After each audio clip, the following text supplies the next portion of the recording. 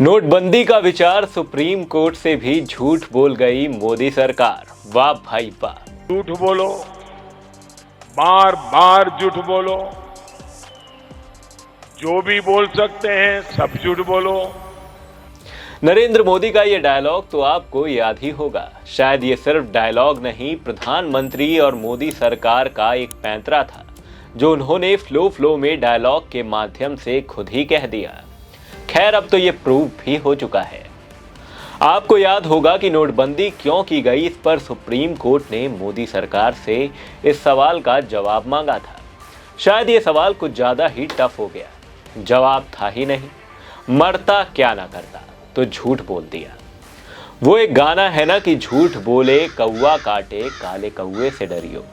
भैया, काले कौवे से डरो ना डरो, सुप्रीम कोर्ट से तो डर जाते। सुप्रीम कोर्ट से भी ना सही तो एटलीस्ट उन 150 लोगों से डर जाते जिन्होंने नोट बदलने के लिए लाइन में लगे लगे प्रताड़नाओं के चलते अपनी जान गंवा दी। खैर, ये लोग तो डरते नहीं हैं, ये बात तो साफ है।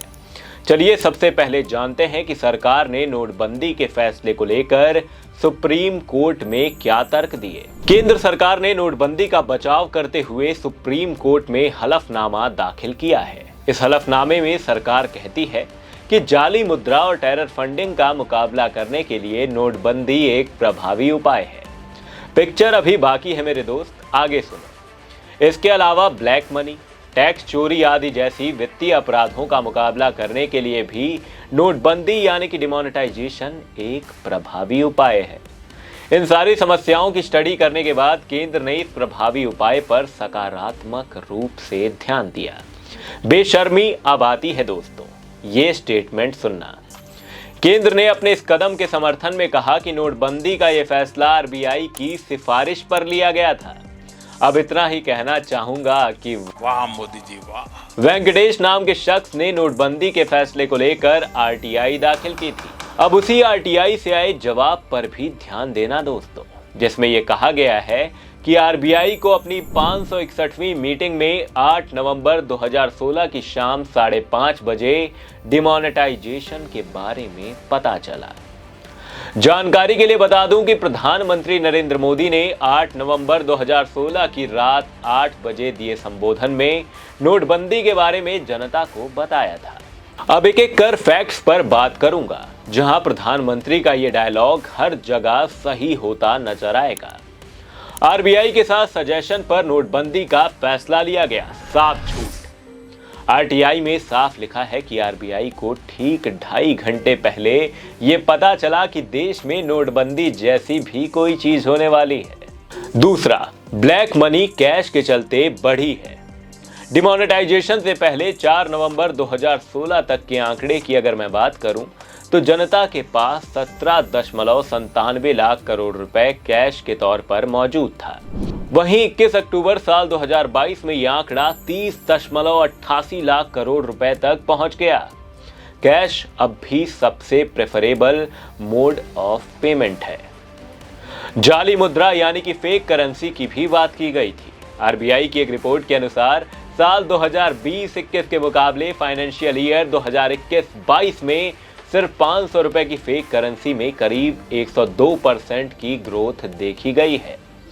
वहीं 2000 की फेक करेंसी में करीब 54.6% की ग्रोथ देखने को मिली है। अब एक बार फिर कहना चाहूंगा कि झूठ बोलो, बार बार झूठ बोलो। अब बात करते हैं डिमोनेटाइजेशन पर आरबीआई के तर्क के बारे में। दरअसल बात कुछ यूं है, सरकार के नोटबंदी के फैसले से आरबीआई जरा भी सहमत नहीं थी। आरबीआई के निदेशक मंडल का यह कहना था कि अधिकांश ब्लैक मनी कैश के तौर पर नहीं बल्कि रियल एस्टेट्स और सोने जैसी संपत्तियों में लगा है। आपकी स्क्रीन पर एक शख्स की तस्वीर, उर्जित पटेल। जी हां, वही उर्जित पटेल जिन्हें नरेंद्र मोदी खुद बतौर आरबीआई गवर्नर लेकर आए थे। इन्होंने साल 2018 दिसंबर में अपना कार्यकाल खत्म होने से पहले ही इस्तीफा दे दिया था। आपको बता दें कि ये भी नोटबंदी के पक्ष में नहीं थे दोस्तों। शायद उनका इस्तीफा इसी बात का सबूत है। अब जान लेते हैं कि इस मीटिंग में आखिर कौन कौन शामिल था। मीटिंग को लीड कर रहे थे उर्जित पटेल। उनके साथ इस मीटिंग में मौजूदा आरबीआई गवर्नर शक्तिकांत दास भी मौजूद थे। उस वक्त वो आर्थिक मामलों के सचिव थे।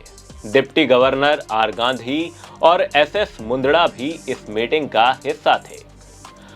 पूर्व आरबीआई गवर्नर रघुराम राजन ने भी डिमोनेटाइजेशन के फैसले का विरोध किया था, जो समय समय पर इसे जताते भी रहे हैं। खैर, अब मेरी एक विनती है सरकार से कि सच बोलो, बार बार सच बोलो, हर बात पर सच बोलो। मुझे लगता है कि मैंने कुछ ज्यादा ही मांग लिया, ये तो तुमसे ना हो पाएगा।